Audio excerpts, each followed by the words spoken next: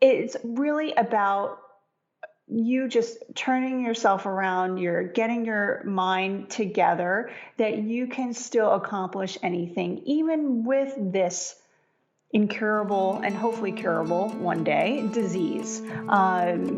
It's all in your mindset. Welcome to the Women Inspired Podcast, where together we explore ways to live our most joyful, aligned, vibrant lives.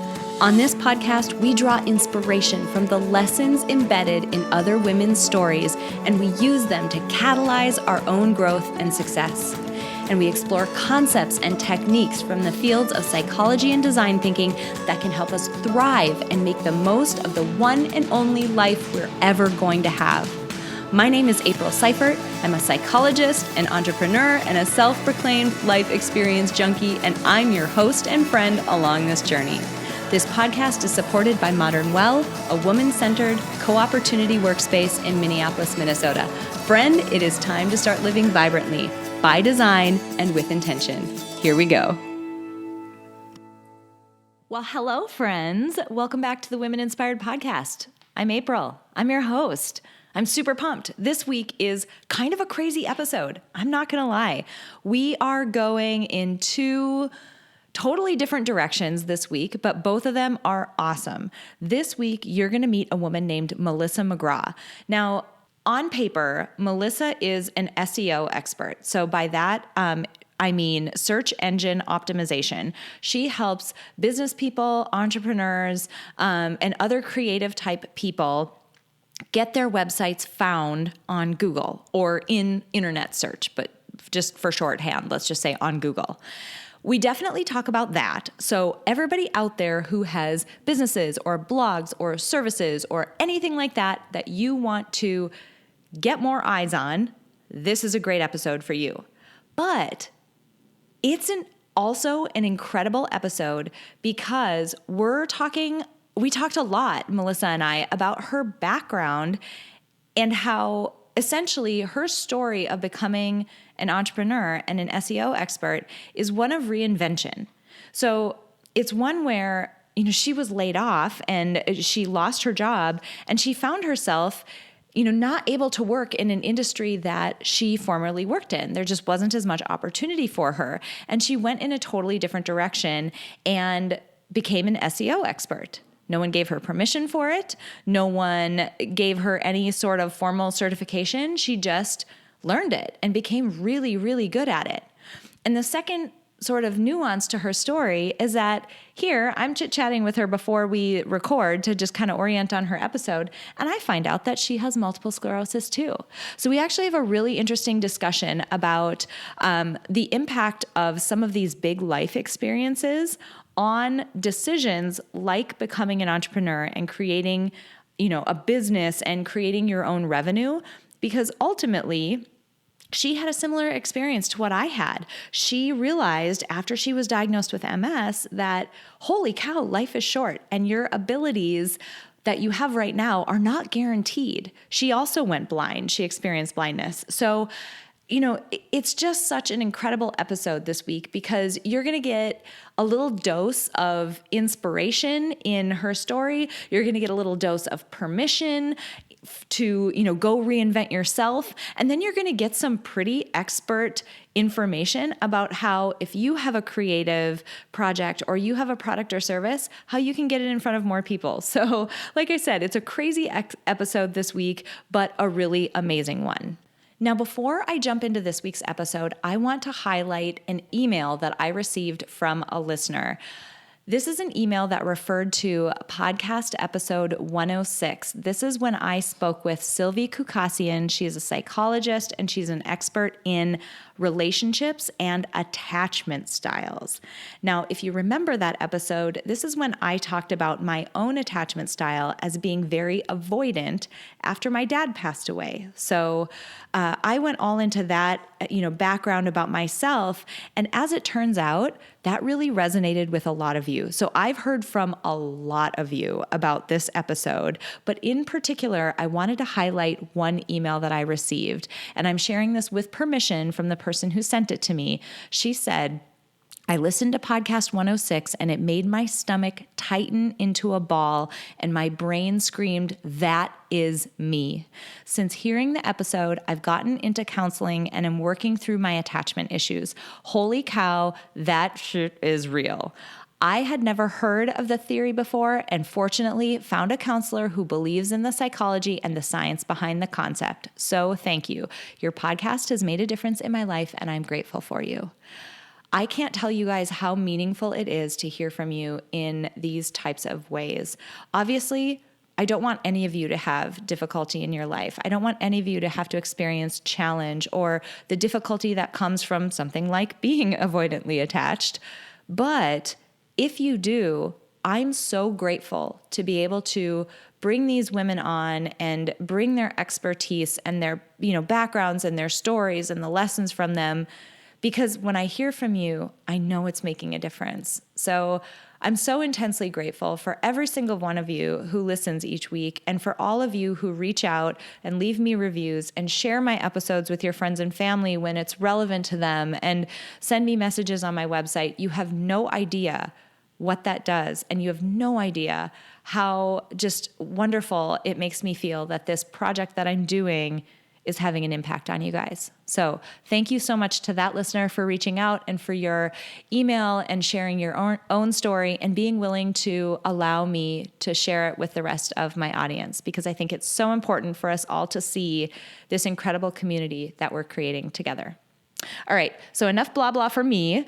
You came here to hear an awesome interview, and I am going to give one to you. So without further ado, let's meet Melissa McGraw. Melissa, thank you so much for joining me for this episode. I'm excited you're here. I'm so excited to be here. Thanks for having me. All right. So we were chit-chatting a little bit before this show, and we went down some really crazy rabbit holes. So I'm really excited for this conversation because it is going to be, let's just say it'll be very multidimensional, I think. We're going to hit some really interesting topics. But before we get into that, can you just give us a quick run through of who you are? Just help us get to know you a little bit. Well, I'm the owner of The Creative Potential, and I help entrepreneurs, they can be product-based businesses or service-based businesses, help get their businesses found online. So I specialize in SEO, that's search engine optimization, and search engine marketing, and that's like Google AdWords, that's paid advertising. I also help clients get their products on Amazon. I've written over 100,000 product listings currently for products that are sold on Amazon today. Wow. Holy cow. That's a ton.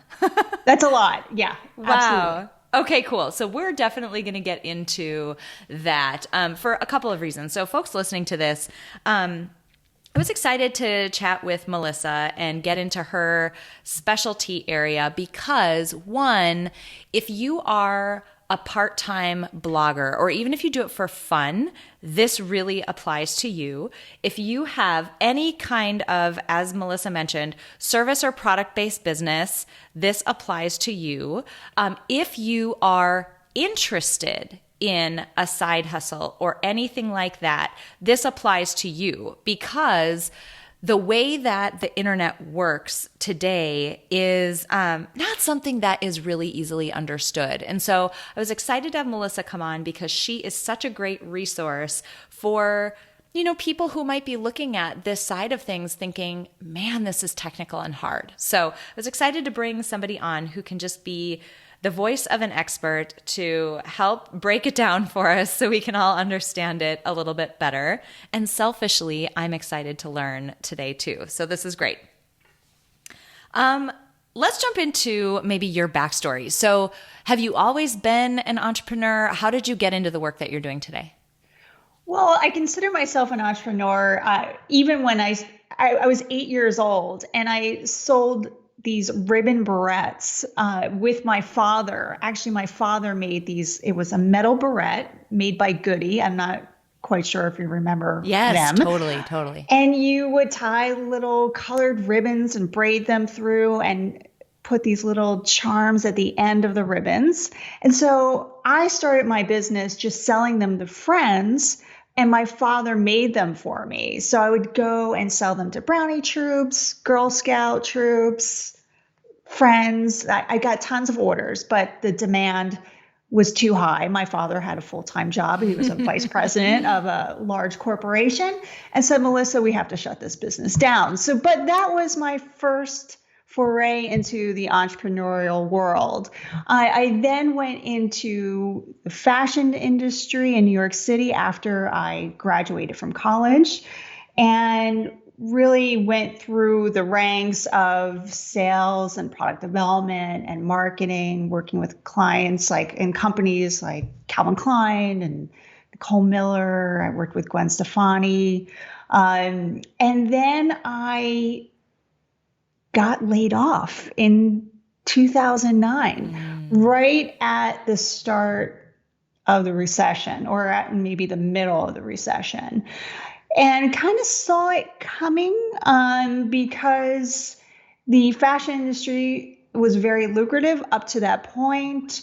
I really never had to interview for jobs. People would call me at the office on my cell phone out of the blue and say, hey, I'm starting this company. I'm launching this brand. Will you help me? I heard about you. Do you want this job? I'm going to pay you X amount of dollars for it. And we're like, okay, I'll be there. I'll be there next week.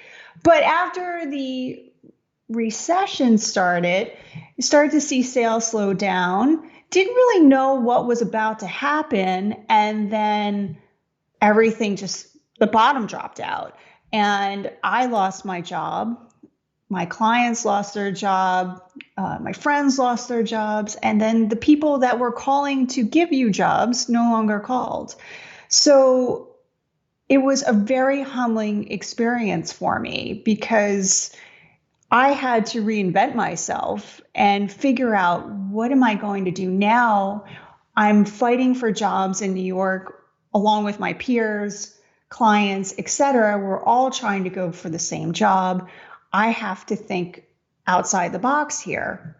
And always having that entrepreneur spirit, I decided to learn more about creating websites. I created my own website, really dive into digital marketing and SEO, and knew that the future was around e-commerce, and maybe not necessarily in the fashion industry at that time. They were just getting into it.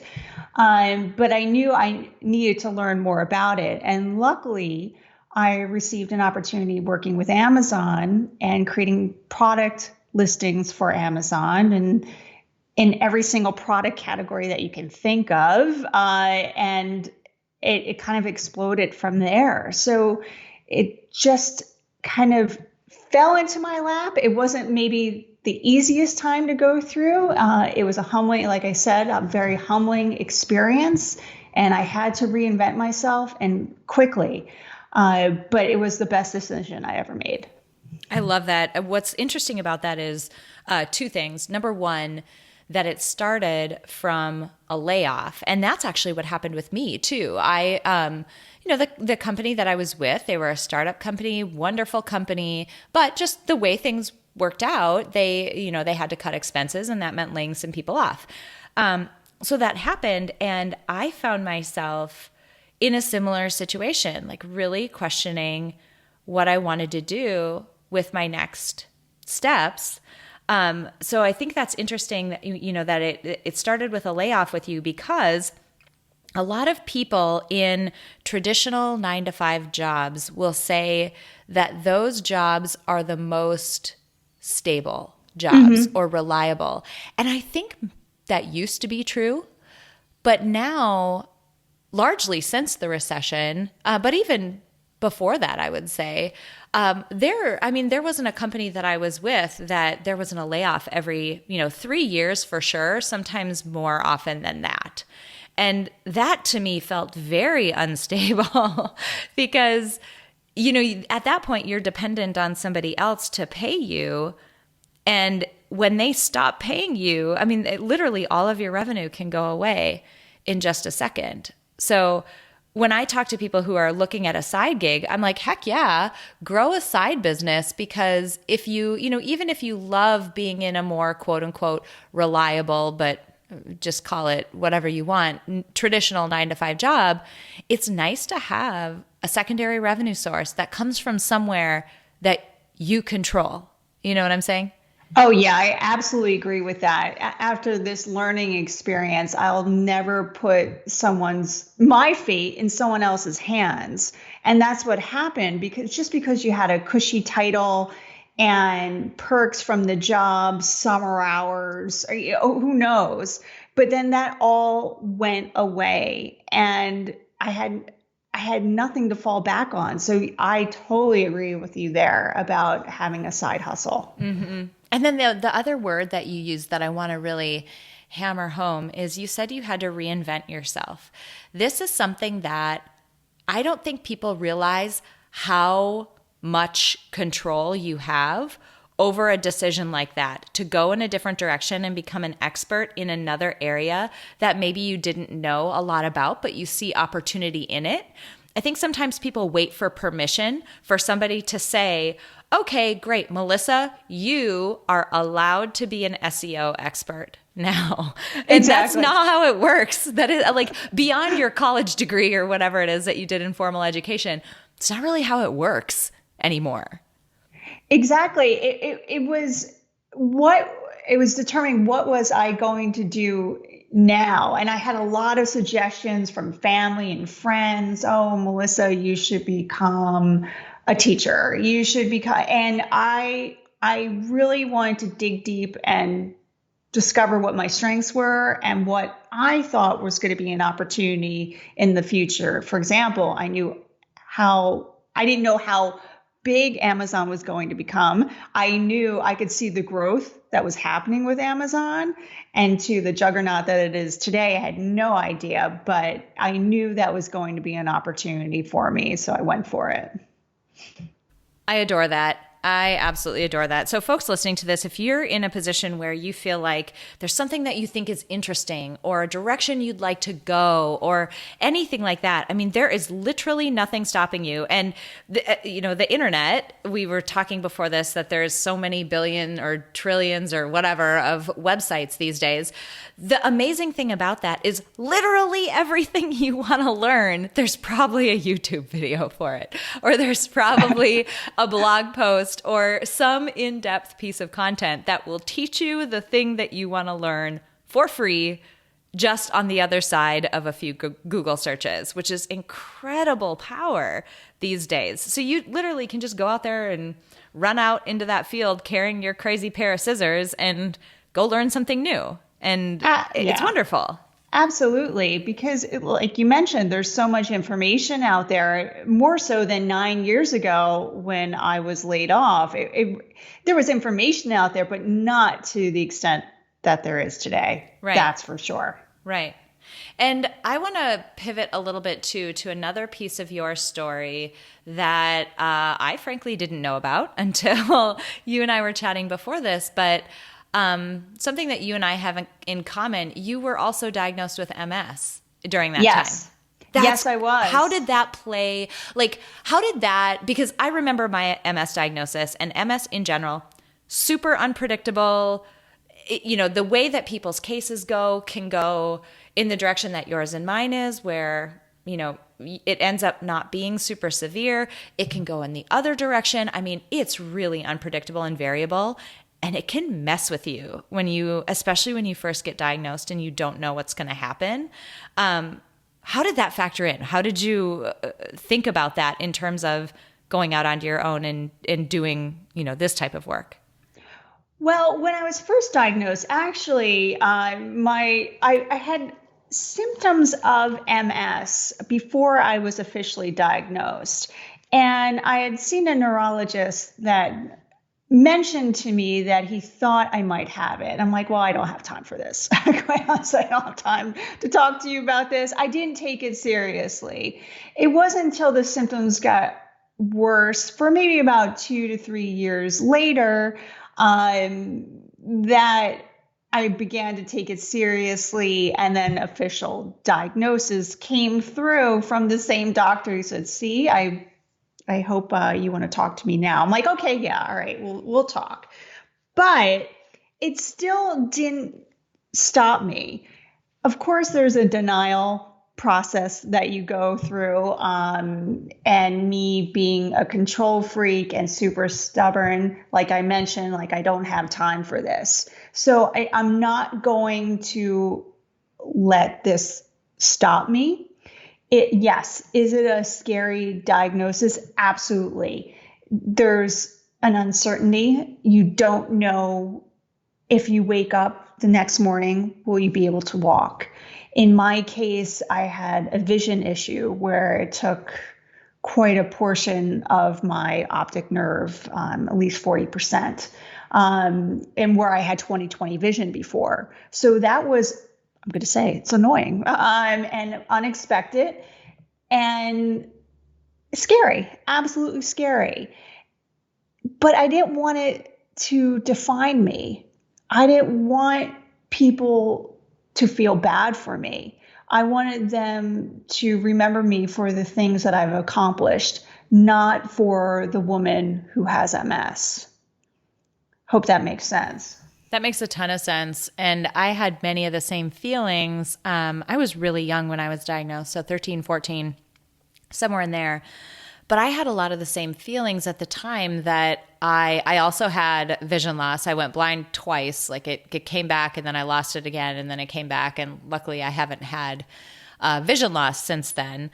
But I had a lot of the same thoughts, that I was afraid that that was all people would focus on. I was convinced that I would never get married. I would never have kids. No one would ever love me. No one would ever see me as a whole person. And I think that is just, it should be a lesson to people listening to this in, number one, the power of the stories that we tell ourselves, because I lived in a really nasty place for a little while. As I was telling myself all of this and believing all of it, it put me in a really nasty place. So, folks who have listened to this have probably heard me talk about this project that I'm working on with my colleague. It's called Peak Mind, the Center for Psychological Strength.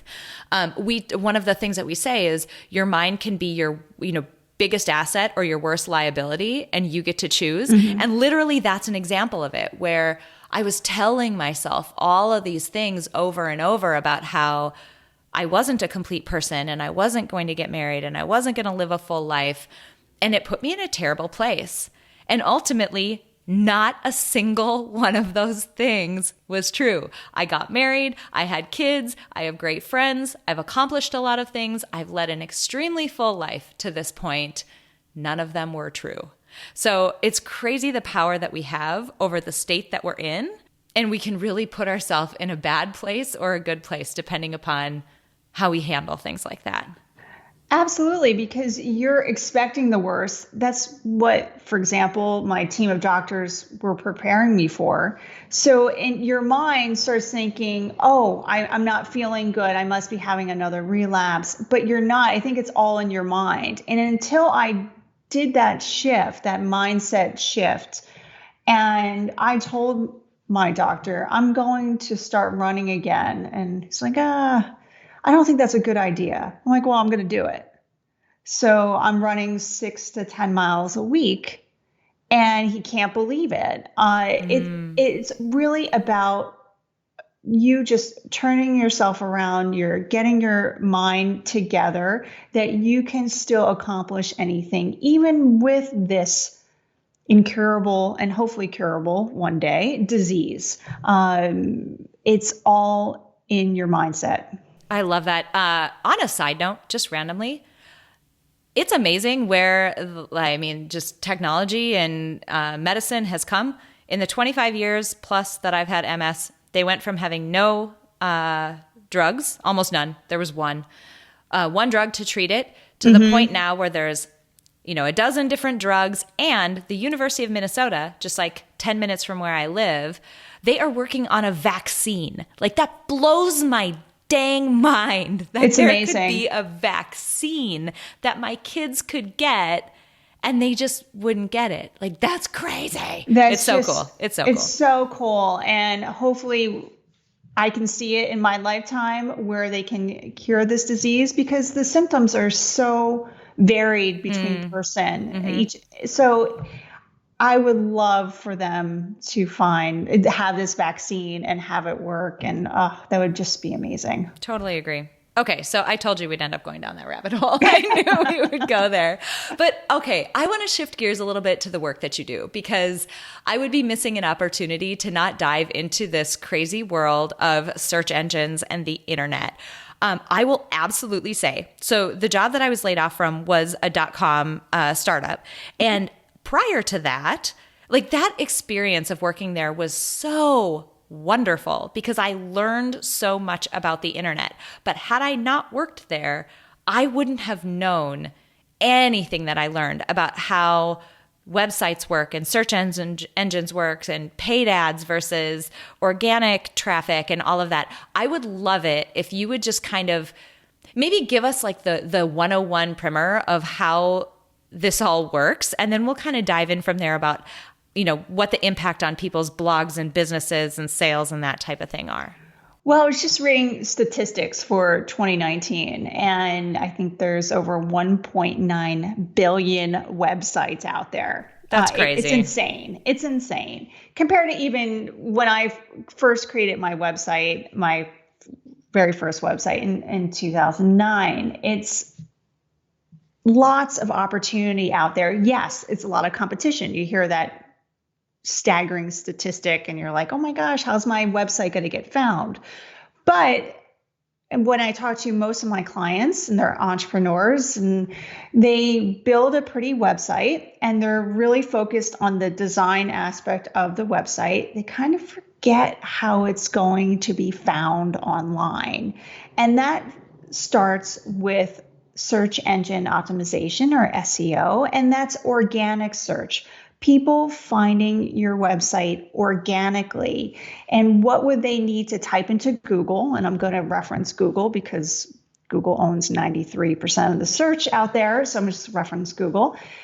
What would they need to type into Google to find their business online? And that's the first step in taking SEO steps with your own business or website. Mm-hmm.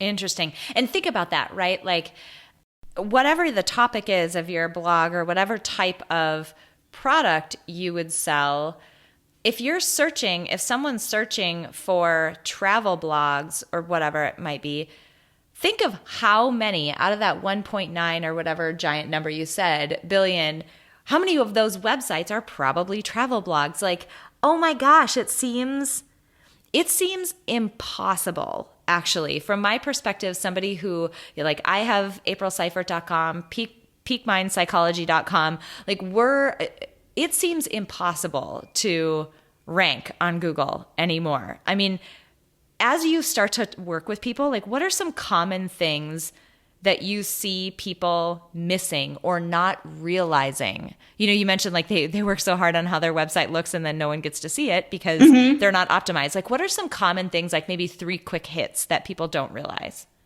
Well, not realizing how people are searching. You kind of get into your head and get very technical, and you don't realize that people might not be searching that way. And for example, I have a client, she's a grief counselor, and she has grief counselor written throughout her site. And that's fine. That's a technical term. Now, some people that are experiencing grief might not search for grief counselor or grief therapist because they didn't know that's what it was called. They would type into Google, I just lost my parent and I need some help. I just lost my dad. I need some help. I just lost my pet. That is how people are typing into Google these days. It's very, very specific. It might be longer words, like 5 to 7 words. We call that long tail keywords, rather than something very broad. So that's the first step, is really starting to think about how people would search, and specifically, not just the technical term. Well, and what I want to point out there before you go on is interesting strategy about it is in the example that you gave, it wasn't in this case, service that the person provides, right? Grief counseling. Mm-hmm. That it wasn't the service that people are likely typing in. They're typing in their problem that the service would solve, right? Like, absolutely. They're not looking.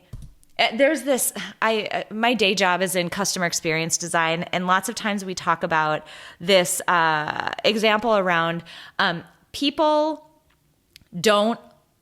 they're not looking for a 1/4-inch drill bit. They want to drill a 1/4-inch hole. Right. So ultimately, it's the problem that they're trying to solve that's core to that person, and you just need to get in their head around, what those problems are, and then try to point your website in that direction. But it's just such an interesting distinction. Absolutely. And I even tell product-based entrepreneurs is, what benefits does your product provide? What type of problems, like you mentioned, would it solve? No matter if you have products or services, because you're right, that is how people are searching online. And we get so in our heads and technical. For example, even my topic, SEO. Well, that is a very broad keyword. It's very hard to rank for on Google. It has lots of competition. It's what we call keyword difficulty is very, very high. Now, if I would have on my site, I need help getting my business found online, that's very specific, easier to rank for on Google. So it's having those types of combinations of how people would search, and that we call them search terms, on your site is very, very important. Interesting. Oh my goodness. So I'm thinking about then specific instances where you've worked with people to make changes to their site and to help them rank. Like ultimately, and here again, I'm going toward the problem that this would solve, right? Why do I care how high up I am? What kinds of implications have you seen this make in people's businesses? Because ultimately you get seen online, you're easier to find than your competition. People are more likely to go to your business. So what kinds of tangible results have you seen with people? Well, I'm very, very fortunate. I've helped clients. They've increased their organic reach anywhere from 20 to 60% per month based on the optimization that we've done with their site. I think, especially if you have a service-based business and want to be found locally, you want to make sure that you have that throughout your site. So if you're a career coach in Washington, D.C., your site has to indicate that. You want to get clients from the Washington, D.C. area. And that's also optimizing your images. And we often fail to do this, and I've done it myself in the past. We upload images to our website, and the file name is named image123.jpg. Here's a chance to, for example, if you are a career coach in Washington, D.C., to rename it Career Coach Washington, D.C.jpg. You're adding some keywords just into that image. That's so tricky. It is. It's something that most entrepreneurs forget about, because you're just quickly just uploading images and it's whatever it's named. But here's a chance to name your images, because Google doesn't know what these images are. So when it's scanning your site, here it is. Here's a keyword. Oh, okay. Someone's looking for this. I'm going to display their site in the search engine results. Interesting. That's so tricky. That is so tricky. You also mentioned that you do some search engine marketing, or SEM. Can you talk people through what that is and how that compares to SEO, like how they sort of go hand in hand? Well, with search engine marketing, or that's what we call pay-per-click, or in this case, Google AdWords, you're paying for an ad to run, for example, on a keyword. Say you're a divorce attorney in Los Angeles, you are paying for that keyword, anytime someone types in divorce attorney in Los Angeles, an ad will pop up with your information. So it's a quick way to get people back to your website, or that what we call the call to action, what you're asking them to do. For example, maybe book a consultation or book a strategy session. It can create results that are a lot quicker than organic search. But I think both are needed, especially the organic optimization, because it's free. So if you can optimize your website for organic search or have someone do it for you, it's very, very important to do so. Mm-hmm. Absolutely. So when somebody comes to you, like somebody comes to you with their business, maybe it's a brand new business, how do you help them? Like, what does that look like in terms of somebody working with you and the types of things that you would do with someone? First, what I do is give them a website checkup. And a lot of times the entrepreneurs are like, I'm ranking for this keyword, or I know I'm ranking for this, and they're not at all. And you'd be surprised what your website is ranking for organically, that you wished you thought it was ranking for organically. And then they also give me their competitors, and I take a look at the competitors' data, what they're ranking for organically, as well if they're paying for any paid search to see what they're paying for. And sometimes they'll say, oh, Melissa, my competition, they're killing it. I know they're doing amazing. And sometimes they're not. They just think they are, because they're not ranking for more keywords than they are. And some of the keywords don't even pertain to the business. It just happens to be Google's algorithm and what it's ranking them for. So it's very interesting to dive really deep into that data, get a little techie, determine what that keyword strategy is going to be for their business and how they're going to get found on Google. It's really, I love it. I find it very interesting process of what people are searching for and then making sure that it's incorporated into their website. Love it. I love that. And I think I saw that you have some free tools or resources on your website. Can you tell us a little bit about that, like where people can find those and what those are? Yeah, if you just go to my website, thecreativepotential.com, you can get your site on the first page of Google. It's 4 easy steps just to follow, just to start the SEO process and getting your site found on the first page of Google. And why do I say the first page of Google? Well, I'm going to admit over 75% of people do not go past the first page of Google search results. I'm probably one of them. I might go to page 2, but really 75% of people do not. And it's even like the first page of Google, people do not go past, I think, the 5th search result. And if they don't find what they're looking for, they'll type something back into Google. So it's really, really important, if you can, to get onto the first page of Google. That's amazing. And I mean, it's true. If you think about your own, like my own search habits, I definitely don't. So you could see where it would be really impactful for your business if you could move that up in the rank. Absolutely.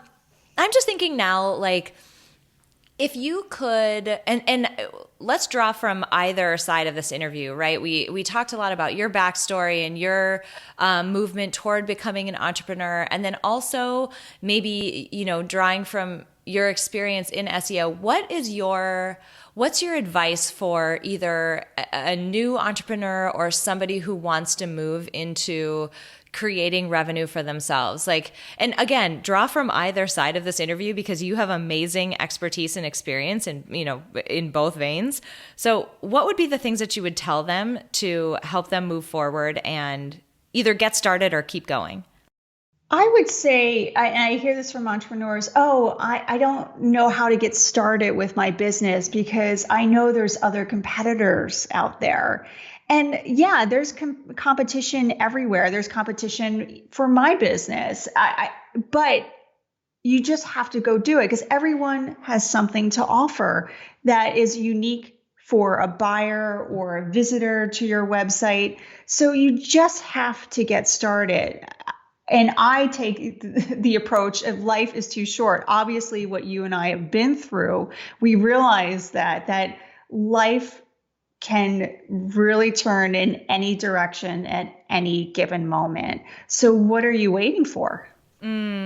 You just hit on like one of my major soapboxes, and people who listen to me a lot are probably like giggling in their car. They're like, she's going to go off on a rant. Because I do around that topic. You know, that MS taught me, was one of the life experiences that I had that taught me that exact lesson, you know, how short life can be, both in terms of, you know, us being here and being alive, sort of the literal version of it, but then two, in terms of the abilities that we have right now. We're not guaranteed to have them. You know, we're all going to age, and that changes things. And ultimately for me, and what I hope that I convey to the people listening to this, to my audience, is that, you know, the things that you want to go after, you have so much more control at going after them than you think you do.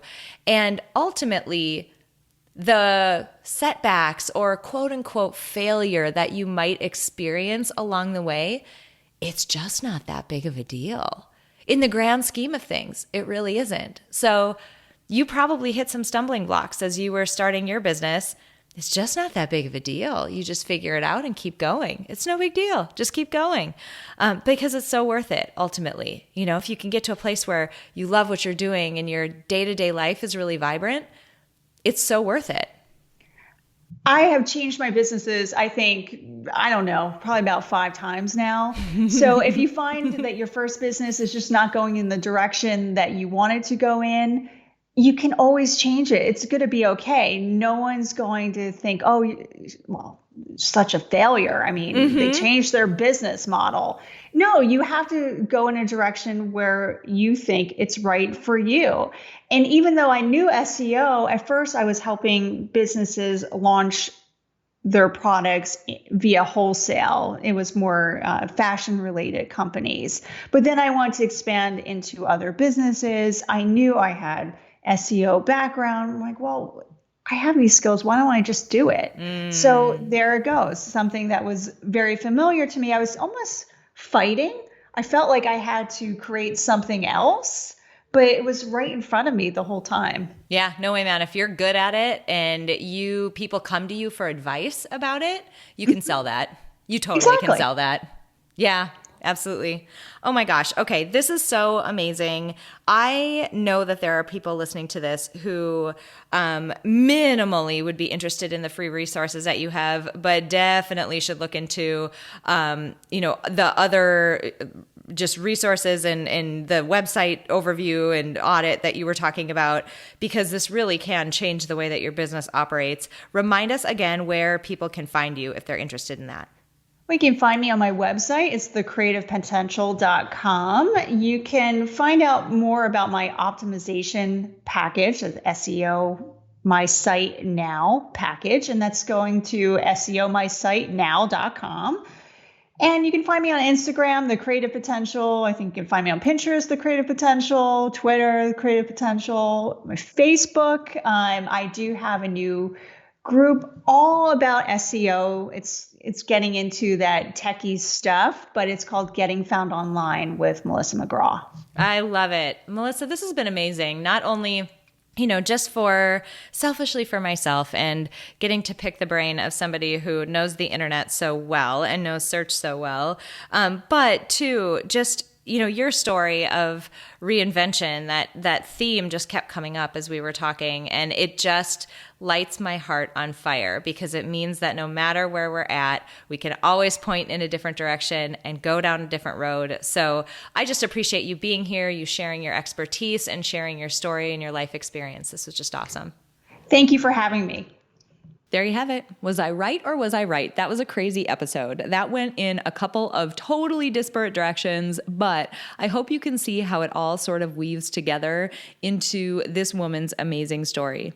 I'm going to hit a few things. Number one, this concept of reinvention. I love it so much. I love it so much. I'm so, so happy that we had that discussion, because I don't know about you, but I sometimes fall into that trap of feeling like someone needs to give me validation or give me permission to take on a certain, new expertise or start doing something that I haven't done before. And I'll give you a really tangible example. So in my day job, I am part owner of a company that does revenue growth strategy for other companies. So we help them make more money with their existing customer base.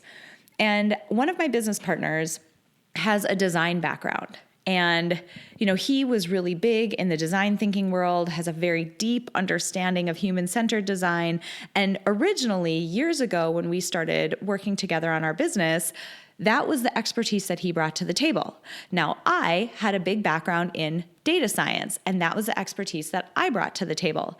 And as we started working together, it's been interesting because both of us have been interested in the work that the other person had been doing. We both like learning new things, and I was like, that's interesting. Design thinking is super powerful, and I'm really curious about it.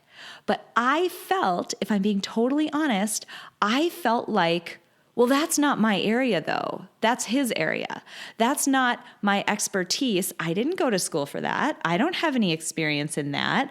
I can't say that I do design thinking because I don't have a qualification in it. Nobody has given me permission to call myself a person who is an expert or even has experience in design thinking.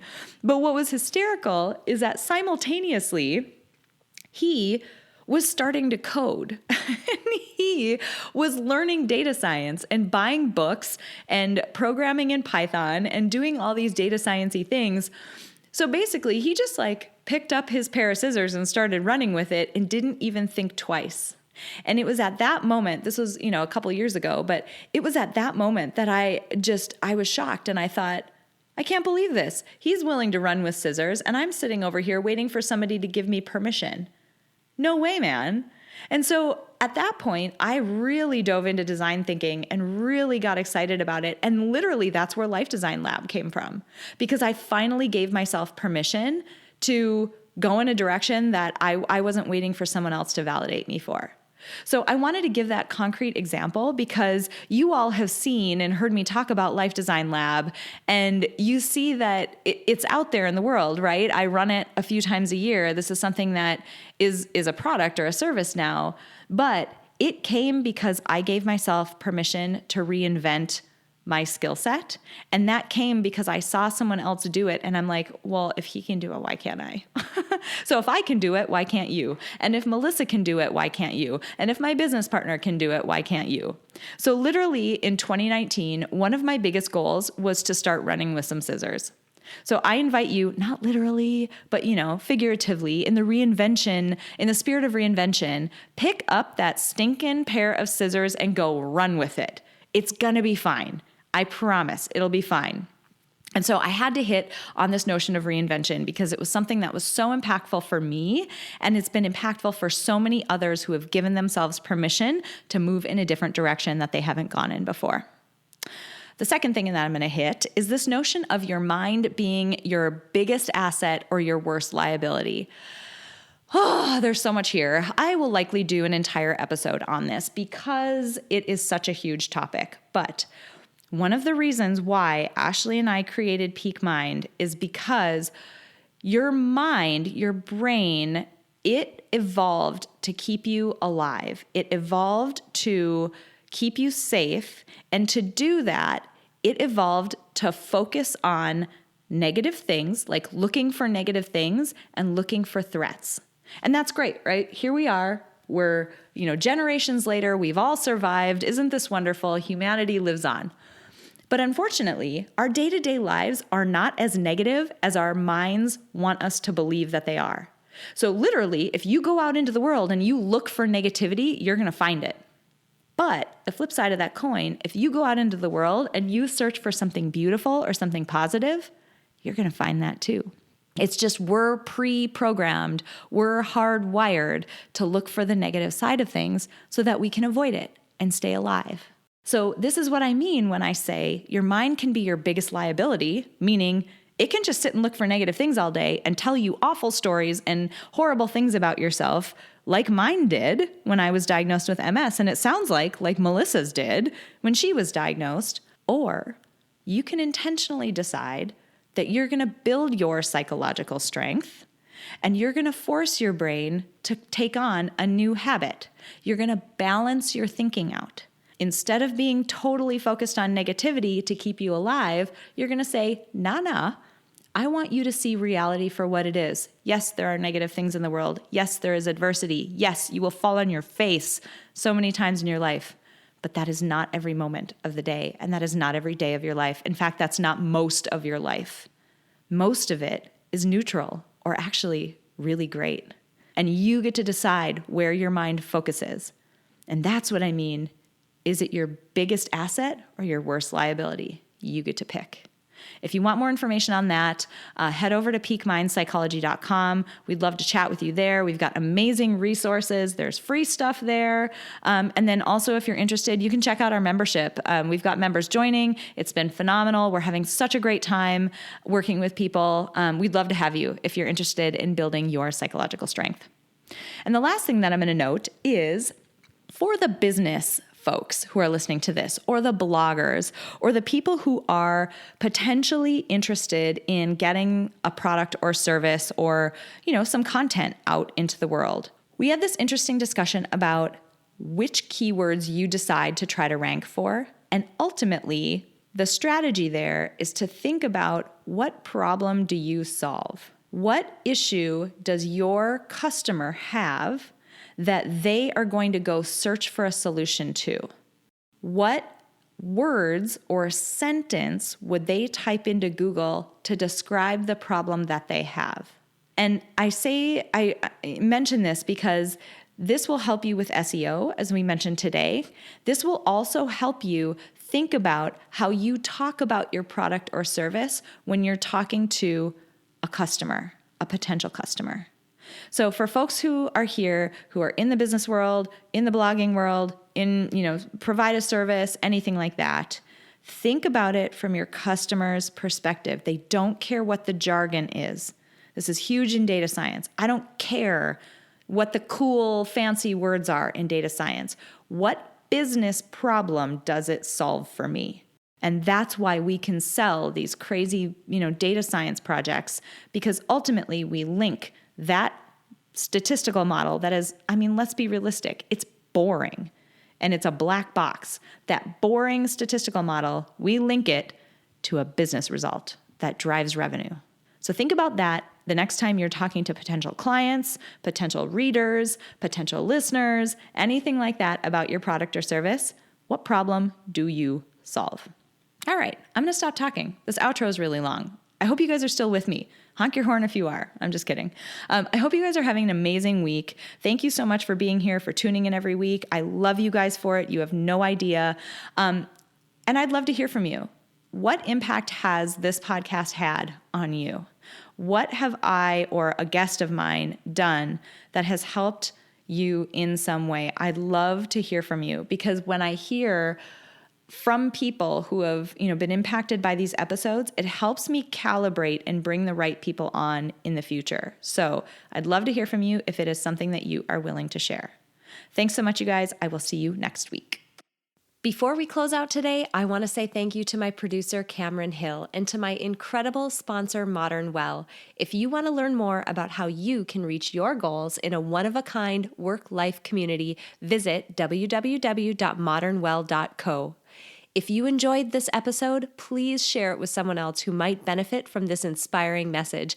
And if you have a moment, click the link in the episode description to leave me a rating and a review on iTunes. It would mean so much to me. Finally, I want to remind you that it is absolutely possible to live a happy, fulfilling life, even in spite of all of the chaos and demands we all experience. Sign up at aprilseifert.com to gain access to tools that will help you do just that. I have carefully created and curated a set of tools that combine the powerful fields of psychology and design thinking to help you intentionally create a fulfilling, happy life you love. Thank you so much for joining me this week, and until next week, stay inspired.